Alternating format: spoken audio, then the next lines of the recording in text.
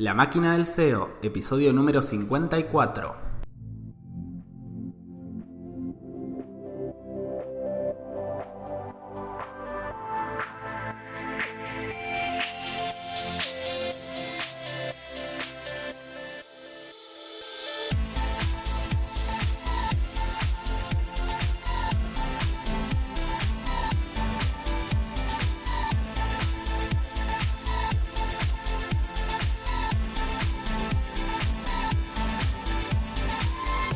Hola a todos y a todas, bienvenidas una vez más a La Máquina del SEO, episodio 54, 54 episodio de La Máquina del SEO. Mi nombre es Andrés Closter de andrescloster.com, @andrescloster en Twitter, @andresclosterseo en Instagram. Y en este episodio tengo un invitado que ya vino a La Máquina del SEO, pero nos quedamos con tantas cosas por hablar que lo invité nuevamente. Se trata de Emilio García de Campamento Web, que ya está en línea. ¿Cómo estás, Emilio?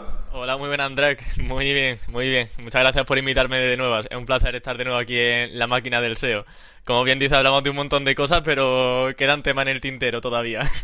Fue un episodio muy divertido el que hicimos en su momento. Al menos fue muy divertido en mi parte. No sé, de la tuya. Sí, hombre, desde luego. Y la mía también fue genial. Bien, y de hecho fue un poco el puntapié inicial para una serie de episodios que tengo preparados para este 2019. Episodios más, no tanto entrevistas, sobre todo a gente que por ahí vino la primera vez, le hice una entrevista más introductoria a lo mejor, o hablando de un tema específico, pero me daban ganas de hacer un episodio más de ida y vuelta como nuestro crossover, así que fue un poco fundacional de una serie de episodios que estoy preparando. O sea, tipo más conversación, ¿no? También muchas veces en entrevistas yo digo, uy, estoy siendo a lo mejor demasiado formal, pero no sé, a veces hay una pequeña línea entre entrevista y conversación. Creo que además se diferencia muy bien cuando se escucha, no sé, una conversación y cuando, bueno, pues a lo mejor un tono mucho más formal, que personalmente no creo que sea incorrecto, pero bueno, como bien dices, no está nunca de más darle otro tono diferente al podcast, a los programas. Sí, tal cual, tal cual. Si hay algún desprevenido o alguna desprevenida, Emilio es conductor del mejor podcast de SEO en español, que lo pueden encontrar en campamentoweb.com. Qué va. Bueno, muchas gracias, pero bueno, tu podcast también está ahí dando caña. La verdad es que me asusté, digo, madre mía, que vienen aquí los podcasts de SEO. Estaba ya Guillermo, pero bueno, yo ya sabía que, bueno, su podcast era muy bueno. Digo, pues ya está, somos dos, pero luego vienen más y más. Y digo, bueno, pues bienvenidos todos. Así que nada, la verdad es que está genial el tema de crear marca personal con podcast, porque ya lo comentamos creo en el crossover anterior, pero permite ser mucho más cercano con el oyente y principalmente tampoco requiere de muchos recursos. Bueno, comentábamos al principio que sí que consume muchos recursos mentales porque te consume cuando hace una entrevista de tener que estar siempre pendiente, pero a nivel de recursos, por ejemplo, económicos, digamos que yo creo que es mucho más rentable que un canal de YouTube, por ejemplo. Pero bueno, esto creo que ya se comentó en el primer crossover. Tal cual, vamos a estar yendo bastante a eso, ya se comentó, pero es que bueno, la verdad hablamos un montón, igual quedaron muchos temas por hablar, que es un poco de lo que quiero que hablemos hoy. Antes que nada, te cuento, Emilio, le cuento a la audiencia, antes de que me olvide, que este episodio llega a ustedes patrocinados gracias a los amigos de href.com.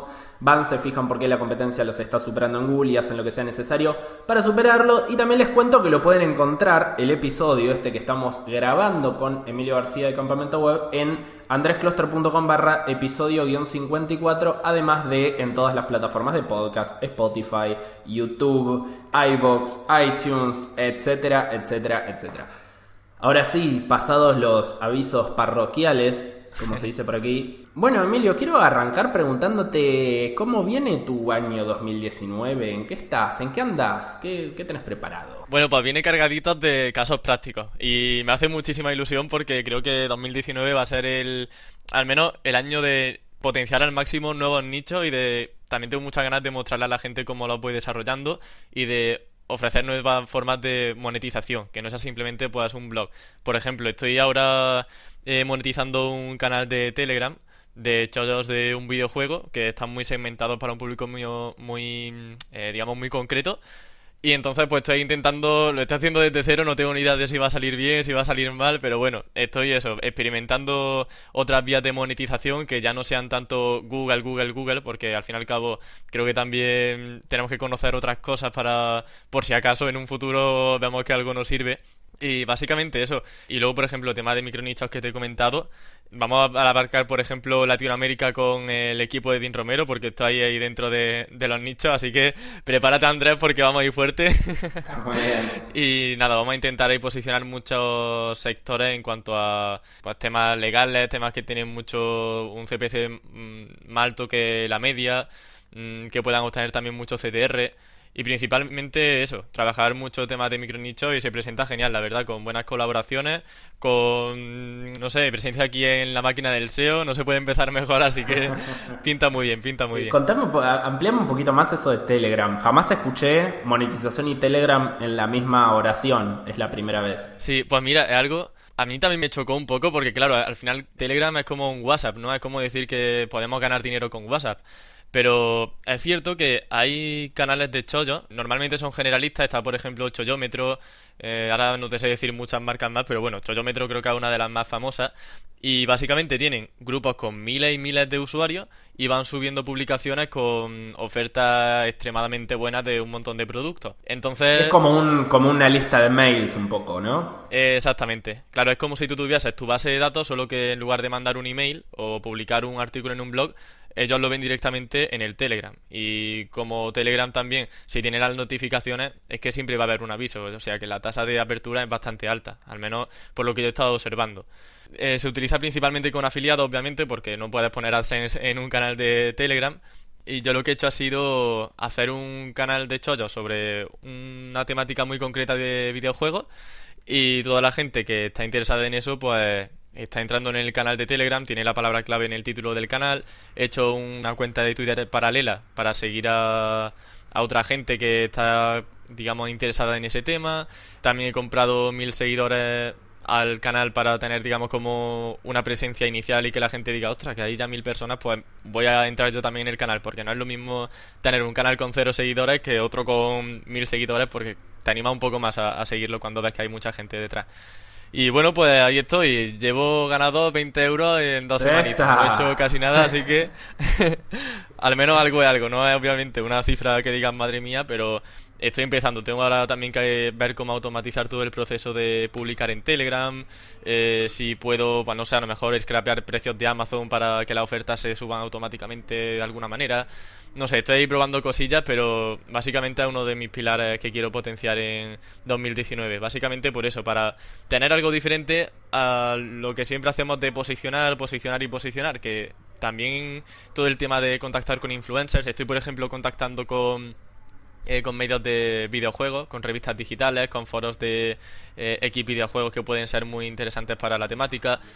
Y básicamente le estoy diciendo que si ofrezco un sorteo, por ejemplo, pues regalo un videojuego que no sea muy caro, pues digamos me hacen el artículo, me promocionan en el foro o en el medio en concreto y de hecho no me piden ni dinero por la publicación, simplemente con ese sorteo que yo le hago a su comunidad, ellos ya están satisfechos, así que en muchas ocasiones pues creo incluso que puede ser más beneficioso que comprar un enlace, pues no sé, en Europa Press, por ejemplo, que suele ser típico. Claro. Mirá qué interesante la forma de monetización. Y la idea es encontrar un nicho donde le puedas dar ofertas, ¿no? Que vayan y compren con link de afiliados. Sí, es que tú piensas que, claro, al final yo siempre me pongo en la piel de... Yo he creado el canal de videojuegos porque yo soy muy fan de Nintendo, entonces digamos que yo ojalá hubiese conocido un canal así antes. Es decir, las ofertas nos gustan a todos. Lo que hay que ser es muy concreto y segmentar muy bien a la audiencia. ¿Por qué? Porque un canal de chollo genérico, eso es complicadísimo de monetizar a día de hoy, porque hay 90.000 canales de chollo en Telegram que intentan, por ejemplo, pues replicar a Chollómetro.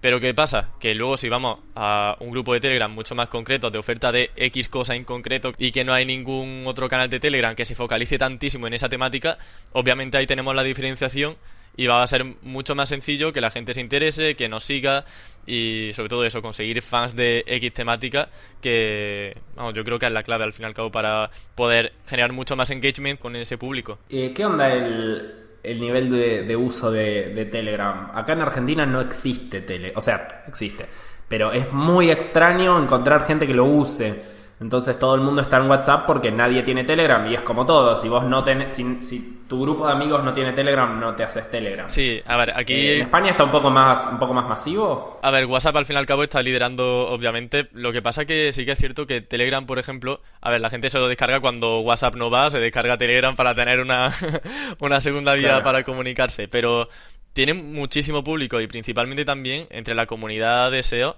Hay muchísima gente, por ejemplo, que tiene Telegram. Y gamers también hay un montón que tienen Telegram. O sea, hay mucha gente que tiene Telegram. Obviamente WhatsApp hay muchísima más, se podría multiplicar la cifra. Pero no debemos menospreciar la gente que está usando Telegram, porque hay mucha, porque las funcionalidades de Telegram, siendo objetivos, son mejores que las de WhatsApp. Y mucha gente pues aprecia esas funcionalidades que le ofrece Telegram y no WhatsApp, entonces la tienen también como, aunque sea como segunda aplicación para hablar con sus familiares, con sus amigos, se usa muchísimo. Y es un poco como Google Plus, ¿no? Que la gente que usaba Google Plus de una manera correcta decían que funcionaba, pero de puertas para afuera decía, bueno, pero si Google Plus no lo usa nadie. Con Telegram sucede un poco igual. Yo ahora que estoy un poco más metido en este temilla, aunque tampoco, ya te digo que estoy empezando, estoy experimentando, pero sí que me estoy dando cuenta de todo el potencial que tiene y de toda la gente que está usando esa aplicación y que no se está explotando. He usado, por ejemplo, también Instagram para intentar monetizar y todo eso, pero no me ha ido muy bien porque me resulta muy complicado derivar tráfico de una cuenta de Instagram a un blog, porque como solamente se puede con la biografía, pues bueno, tampoco me llama mucho la atención el tema de publicar en Instagram porque no soy muy... Soy fan de la aplicación porque la uso obviamente, pero no le acabo de pillar el truquillo. Entonces, pues estoy ahí Claro, probando la contenido. dinámica, digamos, como los códigos. Sí, exactamente. Y también me parece muy pesado el proceso de publicación, porque yo al fin y al cabo Instagram es que lo veo muy muy poco. Es decir, lo uso cada día, pero son 5 minutos. Y me resulta muy pesado hacer una publicación cada día a lo mejor en una cuenta para conseguir más seguidores, empezar a seguir a otra gente. No sé, en Twitter o en Telegram lo veo todo mucho más dinámico y hay más herramientas al menos que te pueden ayudar a... Oh, vaya gallo me ha salido. A poder agilizar el proceso. Está bien.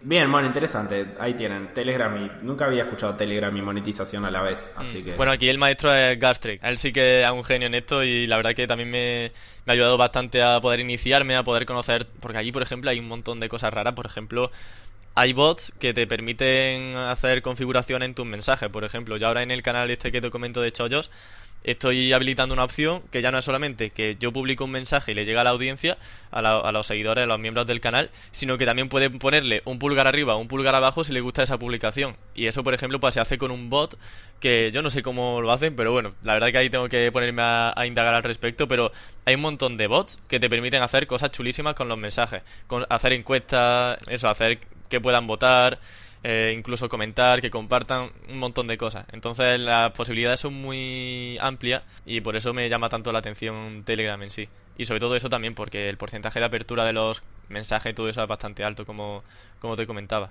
Cuando decidí invitarte a una segunda edición del crossover que hicimos en su momento, a esta especie de charlaseo, punteamos un poco los temas que no habíamos conversado la vez pasada, que habían sido tantos que muchas cosas ya habíamos repasado, pero había algo que sí me interesaba discutir con vos, que conversáramos más que discutiéramos, y es el proceso de aprendizaje SEO, que es algo que me fascina, digamos, y me da muchas vueltas en la cabeza porque mucha gente se acerca y dice, quiero aprender SEO, ¿cómo hago? O estoy empezando, ¿qué consejo me das? Y es difícil, digamos, no hay un patrón tan claro, bueno, haz este curso, certificate acá, lee este blog y salís andando. ¿Vos qué pensás de...? Sí, completamente. Es que yo creo que lo primero para aprender de SEO es crear su primer blog. Y yo entiendo también que esto, mira, lo dirá todo el mundo, ¿no? De créate tu primer blog, pero es que es así. Aunque sea una caca que no tenga nada, al menos tienes que saber cómo funcionan los blogs, cómo funciona WordPress, por ejemplo, y ahí te va a dar cuenta de qué cosas tienes que optimizar o no.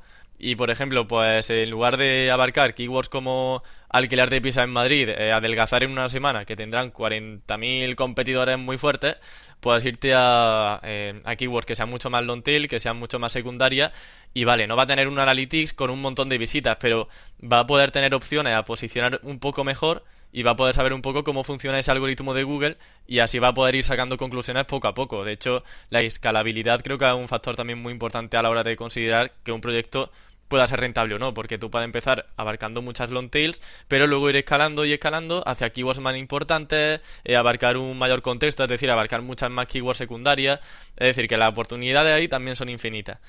Entonces, yo creo que lo primero, mi mayor recomendación es que se creen su blog para saber a lo que se van a enfrentar y que hablen de algo que conocen de verdad. Y que empiecen a escribir y que empiecen a monitorizar cómo están siendo los rankings. Eso con Search Console incluso es que lo pueden hacer ya. Es decir, con el propio informe de rendimiento no necesitan ni pagar nada, ninguna herramienta.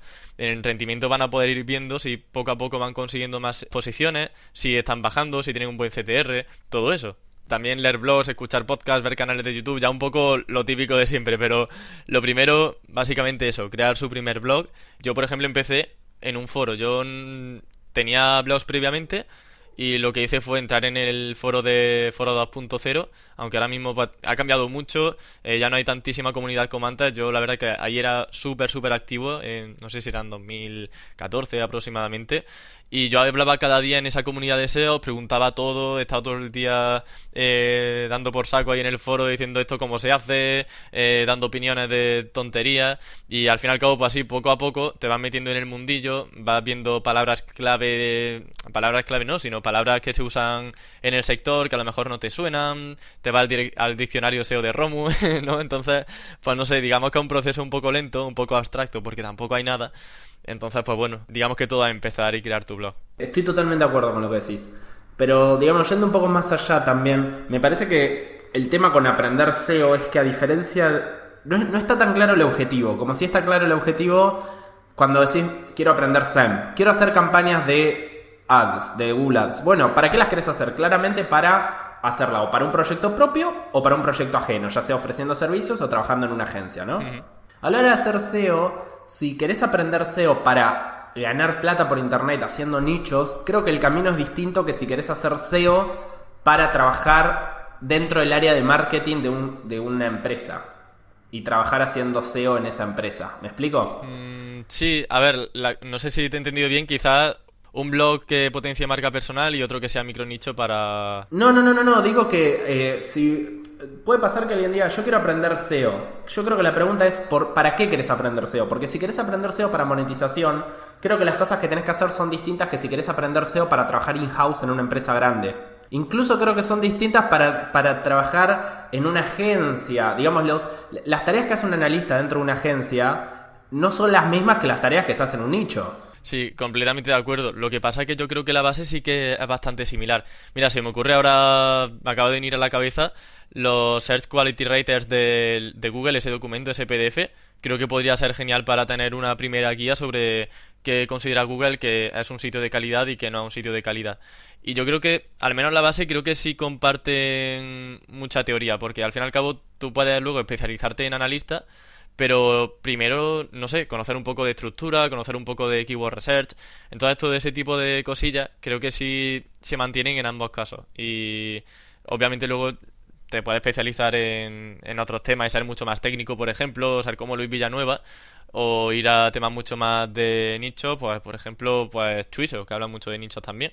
Entonces, pues la base yo creo que es la misma. Al fin y al cabo, las recomendaciones de Google, cuando Google recomienda, no hay como mucha diferenciación entre para micronicho esto y para, no sé, para ser un SEO profesional en una agencia, otras cosas.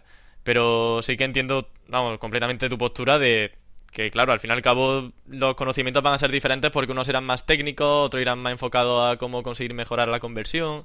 Entonces, bueno, ahí sí que hay muchas diferencias. Sí, no sé si los conocimientos... O sea, estoy de acuerdo, los sitios son lo mismo. A Google no le importa si el sitio es PC Componentes o si es cómo curar, no sé, el dolor de tobillo.com. Sí. O sea, claramente Google trata los sitios de forma igual. Digo, no los trata igual. Pero quiero decir, no es que lo dividen en micronichos y sitios serios con equipo in-house dentro. Pero la tarea del... O sea, cuando alguien dice quiero aprender SEO para conseguir trabajo en PC Componentes siendo analista SEO, trabajando con Minerva, la entrevisté hace poco, es distinto lo que tiene que aprender o lo que tiene que saber que alguien que dice quiero aprender a ganar dinero por internet porque el SEO como una total herramienta para que mis nichos tengan visitas y de hecho ni siquiera me importa si es SEO o si es mandar por un canal de Telegram. Y esa persona es relevante que aprenda, no sé, digamos, cuestiones técnicas mucho más finas. O sea, Chuizo lo dijo cuando vino acá, dijo, ¿qué me importa el crawl budget? Y es un poco eso también, como que yo no estoy tan seguro de que sean los mismos conocimientos. Creo que un analista SEO que trabaja en una empresa grande o trabaja en una agencia necesita tener más conocimientos como, no conocimientos, pero la práctica cotidiana es más de analista justamente, mientras que el que hace nicho es más un hombre orquesta, que el SEO es una herramienta más para ganar plata, que es en definitiva el fin último. Ganar plata con su sitio de forma inmediata. Sí. Entonces, lo notamos cuando hicimos el evento acá que hicimos en noviembre del año pasado, el SEO Camp, al interactuar, digamos, mano a mano con mucha gente a la vez, que los intereses SEOs pueden ser muy distintos de dos personas que vienen a un evento sobre SEO. ¿Me explico? Alguien que trabaja en una empresa grande y su trabajo SEO consiste en trabajar es casi un trabajo de producto.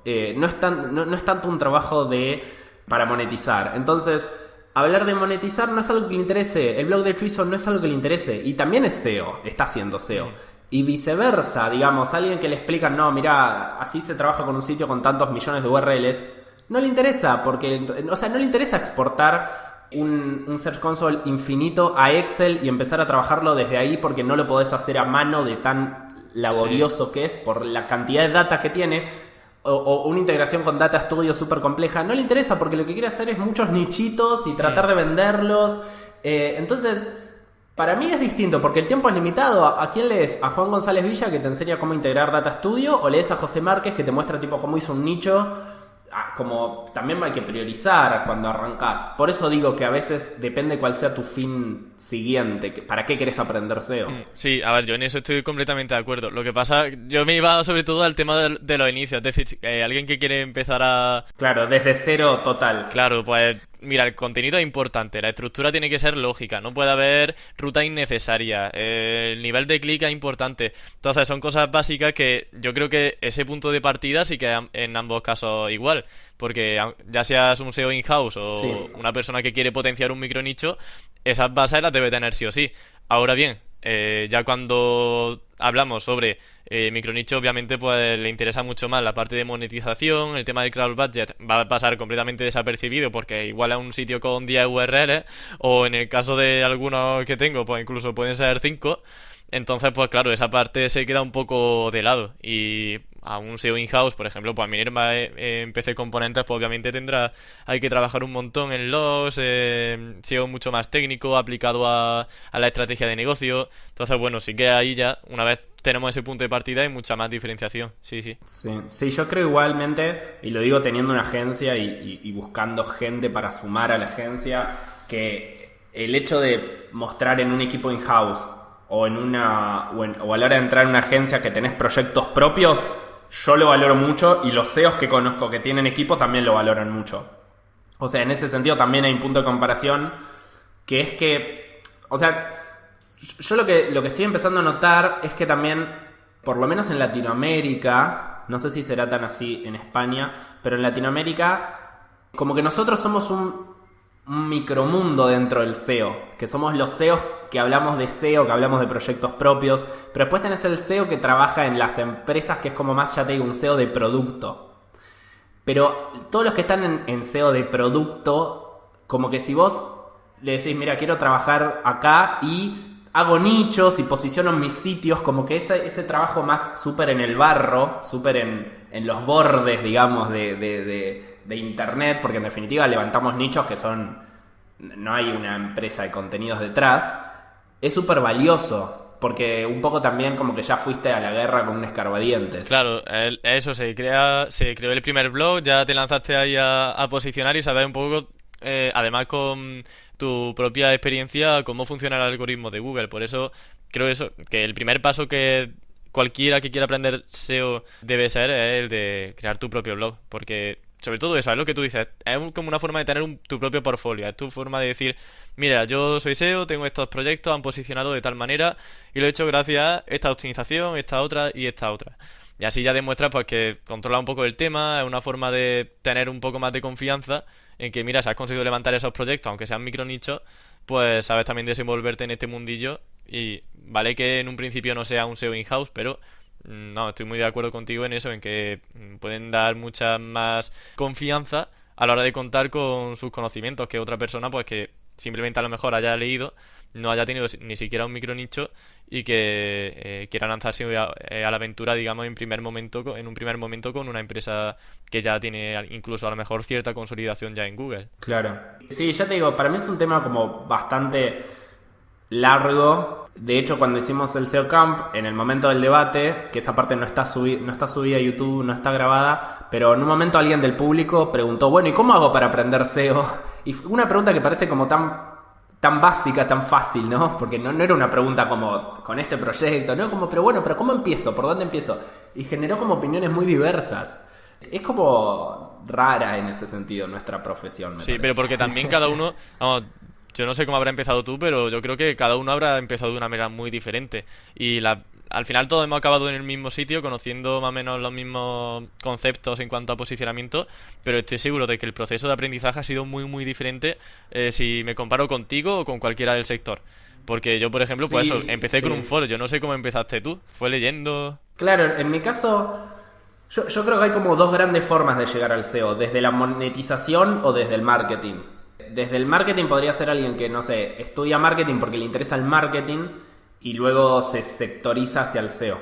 En mi caso fue, o sea, yo era chico, yo quería ganar plata por internet, creo que conté esta historia un par de veces, y bueno, la primera búsqueda en Google fue cómo hacer un sitio, porque además yo quería tener sitios web, cómo hacer un sitio web, ahí llegué a WordPress.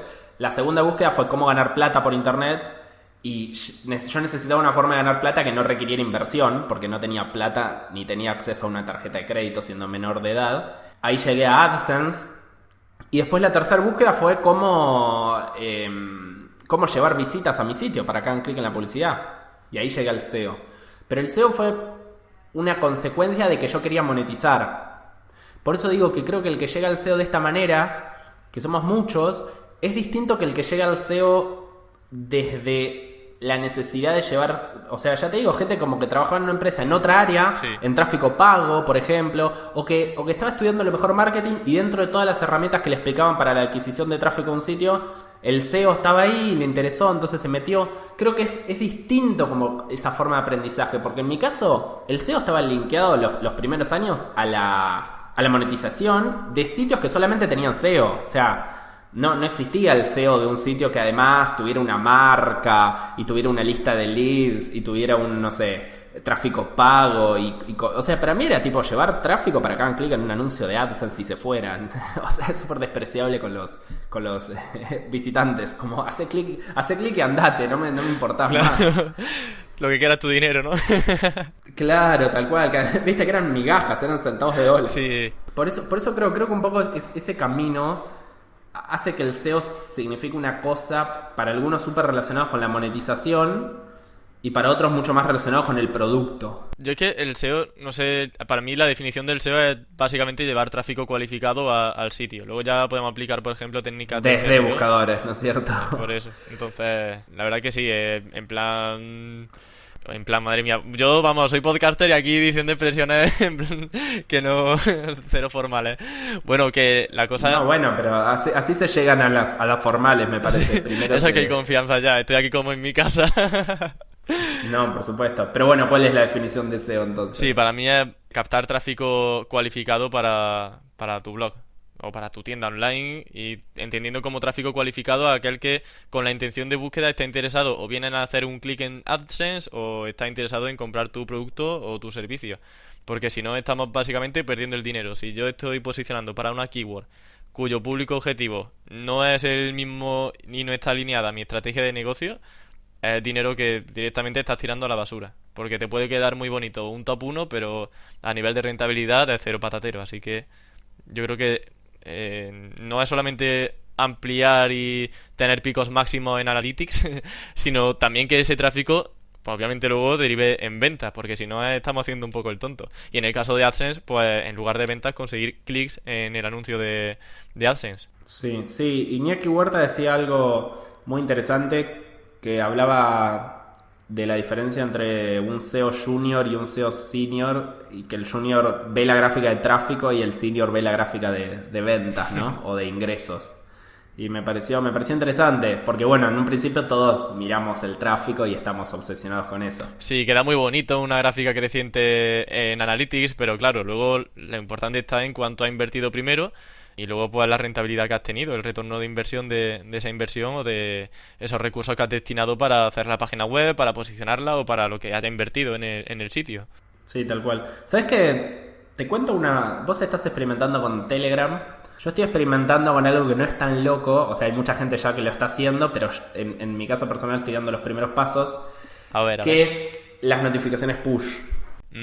Ostras, pues interesante. Yo en eso sí que no tengo ni idea. ¿Qué estás haciendo de experimento? Estoy recién empezando... No, básicamente las notificaciones push es el mensaje, ¿no? Te puedo enviar notificaciones y luego... No entiendo bien cómo técnicamente, pero podés alcanzar... Es como un lead, pero en lugar de dejar el mail, entiendo, una cookie. Por lo cual vos luego le podés enviar una notificación al celular o al navegador de forma directa. Y con esos mensajitos, ¿no? Esos pop-ups que pone, ¿quieres recibir notificaciones? Todos ponemos que no, pero si tenés un sitio con suficiente tráfico, hay gente que pone que sí. También mucha gente lo hará de forma inconsciente diciendo, bueno, esto es otra vez lo de las cookies, le voy a dar a aceptar. Pues, claro, parece que es como si fuera lo de las cookies, pero en este caso es enviarle una notificación. Y es interesante porque luego, al igual que los mails, es una forma de contactar con un usuario que ya se fue del sitio. Es decir, aceptó la notificación, se fue del sitio y a lo mejor nunca vuelve, es decir, nunca vuelve a comprarte o nunca vuelve a hacerte clic de forma directa, salvo que lo llames a través de una notificación. Y hay varias formas de monetizar eso, obviamente. Una opción es... Si sos PC Componentes, de vuelta, le mandás una oferta de algo que estaba mirando o de algo que tenés en oferta por Black Friday o lo que sea. Y la otra opción, si tenés micronichos así bien guarros con AdSense, como tenemos nosotros, es enviar un CPA, por ejemplo, una oferta de CPA u otro tipo de oferta. Y nada, estoy haciendo los primeros pasos. Lo que sucede es que en 2018 me dediqué totalmente a la agencia y al podcast.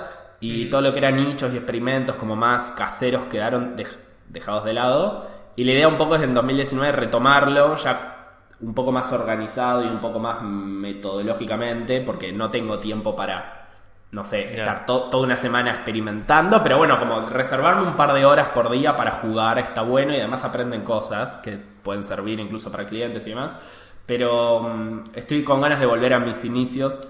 Estoy volviendo a poco a mi primer amor, que es Google AdSense, por supuesto. Hace poquito entrevisté a Bruno. Bueno, Bruno es un genio, además súper humilde y siempre está dispuesto a ayudar. Sí, tal cual. Y nada, volviendo un poco ahí a AdSense, pero con nuevas formas de monetizar. En su momento he tenido sitios con muchísimo tráfico, muchísimo, que yo le ponía AdSense, le ponía los códigos y listo, y no hacía nada. Y a veces con los nichos... Creo que se le hace mucho más hincapié al SEO que a la monetización, y a veces jugando con la monetización podés multiplicar los ingresos mucho más que si seguís haciendo SEO, cambiando de lugar los anuncios, etcétera. Es que te diría incluso que el volumen de búsquedas para mí cada vez tiene menos sentido. A ver, que se entienda que no es que no lo tenga en cuenta, pero que la intención de búsqueda es que es mucho más importante. Por ejemplo, para monetizar, pues no sé, un sitio de afiliación, por cambiar un poco y no estar siempre con AdSense, pero... Por ejemplo, pues atacar la marca, poner marca X más opiniones y que toda la gente que busque opiniones pues vaya al sitio ese.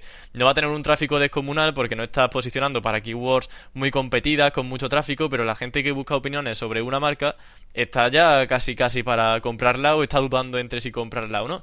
Entonces digamos que tiene un tráfico muy, digamos, pequeño, pero bueno, es un tráfico muy cualificado, que era lo que comentaba antes con la definición de SEO. Y luego en cuanto a AdSense, sí que podemos ir un poco más a mansalva poniendo muchas URLs y que al final consigamos tráfico de todo, pero igualmente el tema de que sean artículos o keywords en el que la gente esté buscando ese anuncio, o bueno, no el anuncio, pero que si esté buscando hacer clic en algún sitio, como un sitio de descargas, por ejemplo, eso aumenta muchísimo el CTR.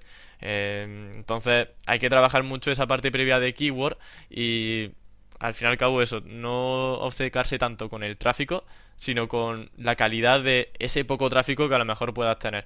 Yo de hecho no suelo ser muy fan de tener sitios con muchísimas visitas, que obviamente si se tienen mejor, ¿no? Pero prefiero tener poco y de calidad, como se suele decir con los enlaces, pero aplicado a las tráfico. visitas.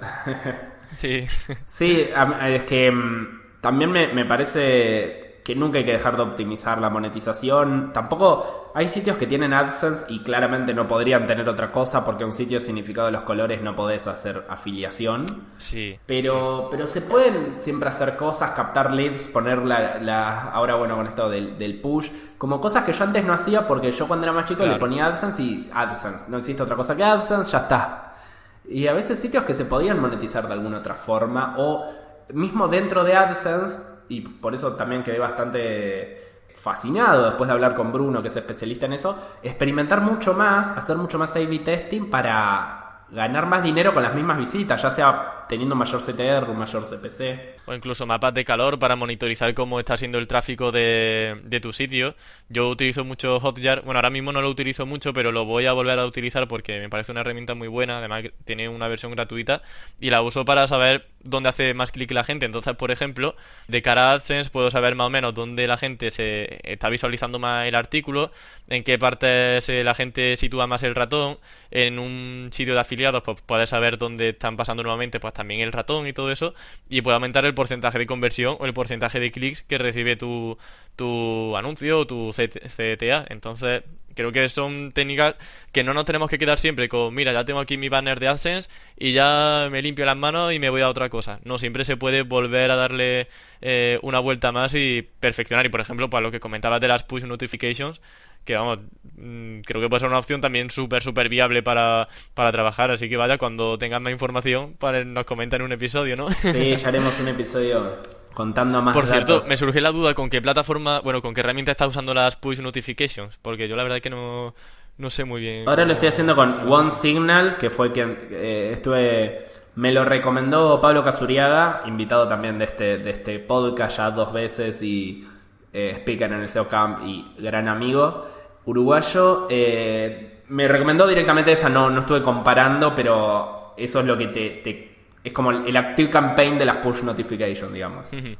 Vale. Pero la verdad es que no he tenido tiempo. O sea, estoy recolectando, ¿no? Todavía no estoy Vale. implementando así con todo el poder de fuego, pero ya lo haré y ya. Estoy como vos con Telegram, como Exactamente, ahí poquito a poco, ¿no? tal La cual, primera tal cual. fase, sí. No me acuerdo si esto te lo pregunté en el crossover, pero ¿van a volver algún día los retos a campamento web? Sí, van a volver. Este año va a ser el año de los micronichos, como te decía, y tengo muchísimas ganas de comentar un montón de retos. Voy a comentar esto de Telegram, salga bien o mal. Voy a comentar paso a paso por si a mí me sale mal, pues a lo mejor a alguien le sale bien con otra temática. Voy a hacer nuevos micronichos y voy a comentar paso a paso cómo los voy a hacer. Igual saco un infoproducto sobre micronichos y veo que puedo aportar el suficiente valor a la comunidad. No sé, va a ser un año creo que bastante movidito. Así que nada, sobre todo en cuanto a micronichos, porque tengo muchas ganas de experimentar, de volver a esos orígenes, porque me puse ayer, de hecho, a ver artículos que hice antes y vi que en 2014, pues eso, mis artículos tenían un montón de comentarios y básicamente eran por los camparretos y digo, pero Emilio, ¿tú en qué momento dejaste de hacer esto? O sea, lo que le gusta a la gente. Entonces este año pues tengo muchísimas ganas de volver con estos artículos porque creo que aportan mucho y salgan bien o mal, al final siempre se aprende. Sí, el podcast el podcast de Campamento Web fue un poco lo que disparó, pero yo recuerdo que te conocí gracias a los retos, por ejemplo. Sí, mucha gente. Es que claro, cuando no tenía el podcast era básicamente ¿cuándo van a volver los camparretos? ¿Cuándo van a volver los camparretos? Ya no tanto porque se han quedado casi en el olvido. Entonces pues me gustaría retomarlo ahora en 2019. Y este año estoy seguro de que va a ser el año de los micronichos y vamos, yo voy a apostar por ello muy fuerte porque a una vía de monetización muy interesante, se puede aprender muchísimo y siempre hay cosas que aprender, ya sea con las notificaciones, potenciando nuevas plataformas como Telegram, es decir, que oportunidades hay tantas como se te ocurra y obviamente creo que puede ser muy interesante compartirlo todo. Y mientras tanto la idea es que siga el podcast. Sí, a ver, lo haré. La verdad es que no sé cómo lo voy a hacer, porque yo quiero mantener el podcast, pero claro, a lo mejor al ser artículos que requieran a lo mejor de 3 partes, no quiero tampoco hacer 3 semanas seguidas de un camparreto, porque tampoco quiero quedarme ahí sin invitados, porque al fin y al cabo me encanta también aprender un montón de toda la gente que viene. Así que no sé muy bien lo que haré. A lo mejor, pues no sé, creo que iré intercalando. A lo mejor hago entrevistas y luego pues camparretos. No sé, a lo mejor intercalando. ¿Y en audio pensás hacer estos camparretos? Pues lo pensé ayer. Me estás preguntándolo justamente lo que me estuve planteando ayer. Qué casualidad. Y llegué a la conclusión de que creo que lo voy a hacer por escrito. Y voy a hacer una fusión. Pero principalmente por escrito, porque creo que un camparreto, si se lee y si se ven imágenes y es un poco más visual, creo que se puede explicar mejor y la gente lo puede entender mejor. Y luego, pues como complemento, pues igual hago un audio para que la gente que quiera quizás un resumen, pues lo tenga también en audio, pero no sería lo principal. También he hecho un poco de menos, la verdad, el tema de escribir, porque yo no soy muy bueno ni como entrevistador, ni como locutor, ni Ah, nada. ¿cómo que Me no? digo un montón de tonterías cuando hablo, entonces he hecho un poco en falta también la parte de escribir, la redacción, que ahí sí que creo que más o menos me puedo desenvolver bien y nada, pues volver un poquillo a esos orígenes que bueno, me permitieron empezar a tener cierta marca personal y a la que le estoy muy agradecido. Y por último, un tema que nos quedó pendiente la otra vez, lo teníamos anotado pero no lo abordamos, que es el mundo, el bello mundo de las herramientas SEO. Buah, eso está cargadito de... Hacete un top 5. Vale. Mira, pues te voy a comentar cinco. A ver, mira, Screaming Frog, para mí fundamental. Bueno, uso más Ahrefs incluso que Screaming Frog, pero bueno, empiezo por Screaming Frog para principalmente ver problemas de duplicidades, porque hay un montón, pero un montón, eso lo verás tú en tus clientes incluso, que tienen duplicidades de títulos y de URLs, que ahí se genera de todo. Canibalizaciones, ves URLs que se están indexando que no deberían indexarse y que están ensuciando el perfil de indexación, URLs que son prácticamente iguales y que son un clon, redirecciones que son innecesarias, por ejemplo, errores también 404, enlaces internos hacia URLs que no son importantes. Y bueno, si ya por ejemplo, lo fusionamos con Google Analytics, podemos ver páginas sin tráfico y ver por qué no están captando visitas. Y puedes priorizar un poco y decir, vale, voy a filtrar aquí en Skimming Frog por aquellas que no tienen nada de tráfico y van a ser las primeras que trabaje. Esto, por ejemplo, pues lo aprendí de MJ, que pues bueno, en su blog lo comentó como tip en su tip para Skimming Frog. Y yo creo que es un consejo bastante bueno. Así que básicamente Screaming Frog básicamente es la que más utilizo a nivel de on-page. Y Ahrefs, como no podría ser de otra manera, también patrocinadora del podcast de La Máquina del SEO, que la uso pues obviamente para ver enlaces, ¿no? Como todo el mundo. También para detectar dominios expirados. A lo mejor entro en un dominio que sea muy potente, que tenga mucha autoridad y que bueno, pues que tenga mucha reputación. Y veo ahí los enlaces que están rotos para ver si enlazan a algún sitio que ya no existe. Entonces pues ahí ya sé que puedo igual registrar el dominio, se ha expirado y montar ahí una página web. También reviso la sección de las top pages de un dominio y así sé cuáles son las páginas que le da más tráfico a la competencia para copiarla. Entonces, por ejemplo, si yo tengo a un competidor, voy a poner a PC Componentes, pobre Minerva, pero si pongo PC Componentes y me voy a top pages, pues ahí sé al menos con una pequeña estimación con la base de datos de Ahrefs, cuáles son las que más están funcionando a la hora de captar tráfico. Y si esas keywords yo no las estoy abarcando y si esas URLs yo no las tengo, pues las creo y me sirven como inspiración. Y también utilizo mucho la de las hot pages, que no son las que tienen más tráfico, sino las que tienen más enlaces. ¿Y esto por qué? Pues para saber un poco cuál es ese contenido que se enlaza más. Entonces, para poder hacerlo quizá un poco más viral, entre comillas, y que no sea, a lo mejor tengo un artículo de un blog que se hizo viral porque a la gente le encanta, pues, bueno, si la competencia lo ha hecho, pues yo también pues puedo hacerlo. Claro. ¿Y tenés alguna otra herramienta así que uses a ese nivel al día a día?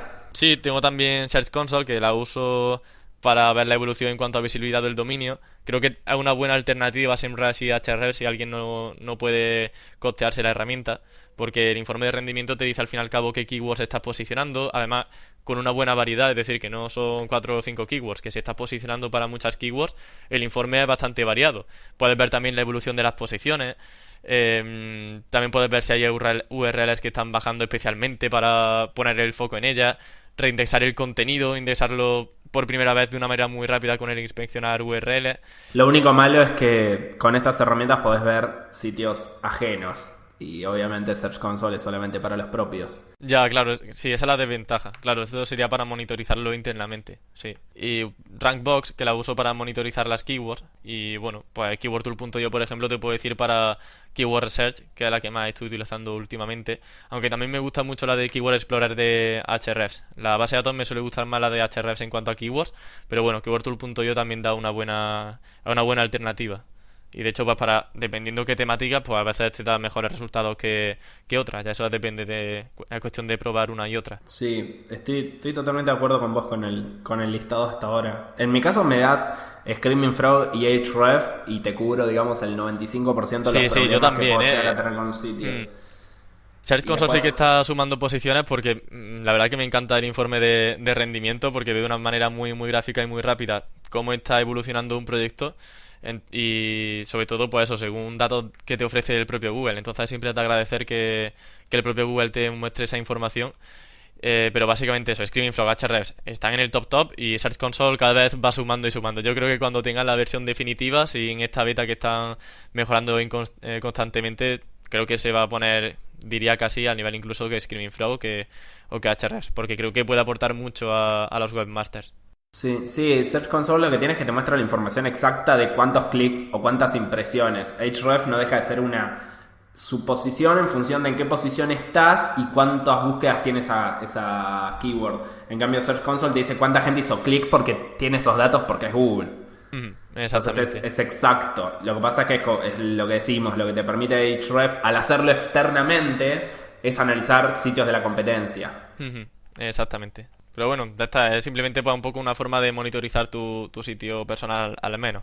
Ya si quieres analizar competencia, pues ya no te queda otra que utilizar herramientas externas. Sí, tal cual. No, pero hay como cierta, creo, coincidencia en la mayoría de los SEOs en cuanto a estas herramientas. Después tenés como otras, las que hacen como cosas similares, es como que se quedan con una porción del mercado muy chico. También, ojo, en el mercado hispano, no sé cómo será en el mercado. O sea, yo no sé si en el mercado angloparlante Screaming Frog tiene el nivel de porción de mercado que siento que hay en el mercado hispanoparlante. Yo no conozco ningún SEO hispano que no use Screaming Frog para Ya, yo crawlear. tampoco. Yo creo que básica para trabajar el on-page. Todos los SEOs que conozco tienen Screaming Frog. On crawl, deep crawl, pero no conozco a nadie que lo use por encima de Screaming Frog. Sí, claro, esas herramientas de crawleo de logs, por ejemplo, pues claro, son también un poco más específicas para lo que comentábamos antes de a lo mejor SEOs in-house o que estén en agencias, que tengan que monitorizar clientes muy grandes, pues sí que tiene sentido. Pero gente también que a lo mejor tiene su pequeña pyme, que tiene su página web, pues herramientas como Screaming Frog ya son más que suficientes para tener al menos una primera hoja de ruta con la que trabajar y decir, pues mira, tengo que trabajar en tal cosa, tengo tal problema con esta URL y pues bueno, trabajar esas secciones que vea que tienen flaquezas. Tal cual, totalmente de acuerdo. Bueno, Emilio, llevamos ya casi una hora conversando. No me lo puedo creer. Pasa rápido, ¿viste? Sí, al final nos va a pasar como con el crossover. No, el crossover. Bueno, pasa que el crossover lo dividimos mitad y mitad. En este caso Sí. es todo para la máquina del SEO y luego ya, si me invitas, algún día iré a. Hombre, estás más que invitado, por supuesto. Así que ya te contactaré para que vengas también al podcast de Campamento Web. Antes de terminar, nada. Te quiero dar el micrófono por si querés decir algo que no hayamos hablado, comunicar algo, no sé, mandar saludos. Bueno, pues un saludo a todos los oyentes, simplemente. Y que nada, que un placer haber estado aquí en el podcast. La verdad que, no sé, no tengo nada más que decir. Te encuentran en campamentoweb.com. Exactamente. Y en Twitter, @campamentoweb también. @campamentoweb, perfecto. Sí, todo Campamento Web. Excelente. Te quedaste con todos los exact match domain. Sí, me hace gracia porque también cuando creé el blog me llega una persona diciendo, bueno, ¿qué campamento es este? Digo, no, campamento no es. Aquí se aprende de SEO.